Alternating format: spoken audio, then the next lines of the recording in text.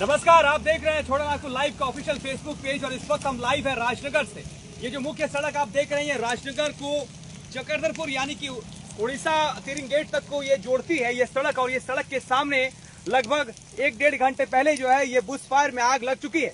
और आपको बता दें कि जैसे जैसे धूप चढ़ रहा है और ये मार्च का महीना है, जैसे जैसे गर्मी बढ़ रही है, तापमान बढ़ रहा है, ऐसे में जगह जगह बुश फायर देखने को मिल रहा है। और ये बुश फायर कहीं ना कहीं बहुत जगह जो है विकराल रूप लेते हुए भी नजर आ रही है। और ये बुश फायर लगे हुए आप देख सकते हैं 1 से 1.5 घंटा हो चुका है। और सबसे बड़ी बात यह है कि वन विभाग को इसकी खबर अब तक नहीं है।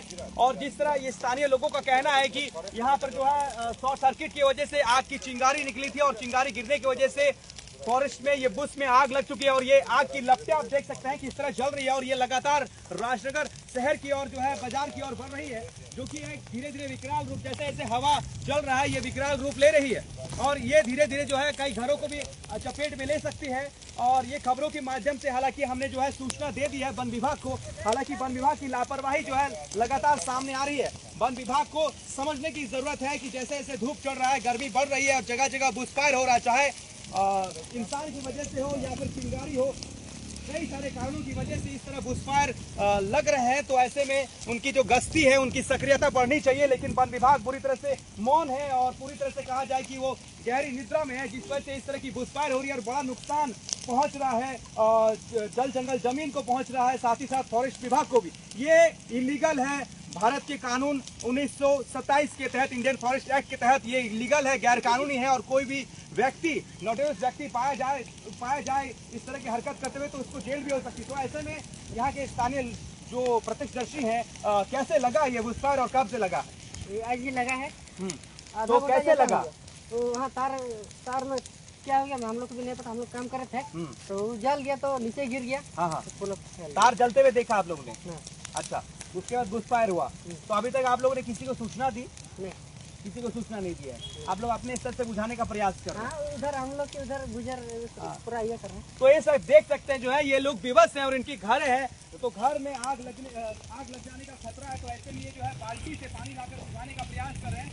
लेकिन इतना विकराल रूप ये ले चुका है और इतनी बड़ी जगह को जो है अपने आहोश में ले चुका है ये आग, कि आपको बता दें कि अब ये कंट्रोल के बाहर है। अब फायर ब्रिगेड की जो है मदद लेनी पड़ेगी और साथ ही साथ फॉरेस्ट विभाग को भी सक्रिय होने की जरूरत है। क्या फॉरेस्ट विभाग मात्र तनख्वाह पर जो है वो टिकी हुई है? उसको सिर्फ मात्र तनख्वाह चाहिए, क्योंकि फॉरेस्ट विभाग को लेकर लगातार सवाल उठते रहे। और सरायकेला कस्बा जिले की खासकर बात की जाए, जहाँ फॉरेस्ट विभाग की लगातार लापरवाही सामने आती है और फॉरेस्ट विभाग की लापरवाही की वजह से कई जगह जो है पेड़ कटते हुए नजर आते हैं, कई जगह सपाचट हो जा रही है, पेड़ एकदम पूरी तरह से जो है जड़ से खत्म कर दी जा रही है और कानों कान खबर नहीं है वन विभाग को। और कहीं कहीं जो है लकड़ियां काट कर, कच्ची लकड़ियां काट कर जो है बेची जा रही है। और साथ ही साथ अब जो है मार्च का महीना में ये बुश फायर की समस्या जो है उत्पन्न हो चुकी है। इससे कितना बड़ा हैबिटेट को खतरा है ये आपको हम दिखा रहे हैं लाइव के माध्यम से। और लोगों को भी ये आग्रह करना चाहेंगे कि आप भी इस तरह की नटोरियस एक्टिविटीज में सम्मिलित ना हो, इस तरह घास ना जलाएं। घास जलाने की वजह से क्या होता है कि बहुत सारे कीट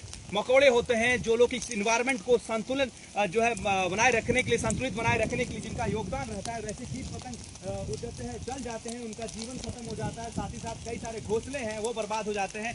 कच्ची पेड़ हैं, आप दिखा सकते हैं, वो पेड़ के पत्तियां जल रहे हैं तो पेड़ भी अब जला हो जाता है और कई जगह पेड़ भी मर जाते हैं। ऐसे ही एक बहुत बड़ा लॉस इन्वायरमेंट को होता है। जिस जल जंगल जमीन को लेकर झारखंड में बात होती है, क्या वो जंगल इस तरह जलनी चाहिए? ये बड़ा सवाल है और ये इस तरह नहीं होना चाहिए। हम आप सभी से भी आग्रह कर रहे हैं कि कहीं भी बुश फायर हो तो उसका नियरेस्ट जो है आप इसको जानकारी दीजिए। आपके पास नंबर नहीं है तो थाना को जानकारी दीजिए, आपके पास नंबर है तो फॉरेस्ट विभाग को जानकारी दीजिए, फायर ब्रिगेड को बुलाइए। लेकिन इस तरह की बुश फायर जो है जब अनकंट्रोल हो जाती है तो आप लोगों ने देखा होगा किस तरह साउथ अमेरिका में किस तरह एक पूरा घना जंगल जल के खत्म हो गया था और पूरी शहर जो है इस बुश फायर के आहोश में आ गई थी। तो ये छोटा चीज नहीं है, इसको समझने की जरूरत है। सिर्फ घास का बात नहीं है, इस और जैसे ये आगे बढ़ेगी, इस तरफ पीछे आप दिखाइए, इस तरफ कितने बड़े बड़े जो है यहाँ बुश है, कितने बड़े बड़े घास है। जब इसमें आग लगेगी तो पूरी तरह से जो है ये पूरा हैबिटेट, ये पूरा जंगल जल जाएगा। और ये जंगल जब जल जाएगी तो जस्ट निकट में राजनगर बाजार है, बाजार तक लपटे जाएंगे और बाजार जलने का भी संभावना है। तो ये फॉरेस्ट विभाग को अब जो है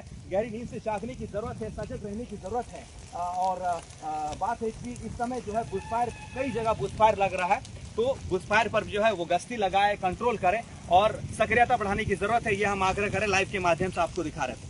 बहुत बहुत धन्यवाद। अभी सहयोगी दीपक महतो के साथ हम सरायकेला के राजनगर से देख रहे थे दशरथ प्रधान की रिपोर्ट। फिलहाल अब तक जो है कोई भी कार्रवाई यहाँ नहीं हुई है, ना ही कोई फायर ब्रिगेड की गाड़ी पहुंची है, ना ही कोई वन विभाग के अधिकारी पहुंचे हैं। और लगातार ये बुश फायर जलते जा रहा है और जिस तरह हवा चल रही है, जिस तरह हवा का बहाव बढ़ रहा है, तो ये लपटें जो हैं और ऊंचा हो रही है और बड़ी हो रही है, विकराल रूप जो है यहाँ ले रही है ये जो बुश फायर।